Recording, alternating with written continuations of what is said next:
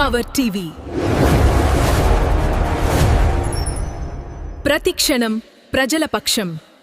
మెదక్ జిల్లా శంకరంపేట్ మండల్ పరిధిలోని రుద్రం గ్రామంలో ఉపాధి హామీ కూలీలు మరియు రైతులు ఎండ తీవ్రతతో ఇబ్బందులు పడుతున్న నేపథ్యంలో కర్రేరాజు తన స్వచ్ఛంద హృదయంతో కూలీలకు శాలువాలు పంపిణీ చేశారు. ఈ సందర్భంగా గ్రామస్తులు కర్రేరాజు సేవాభావాన్ని అభినందించారు. ఎండల సమయంలో కూలీలు రైతులకు అండగా నిలవడం అభినందనీయమని పలువురు పేర్కొన్నారు.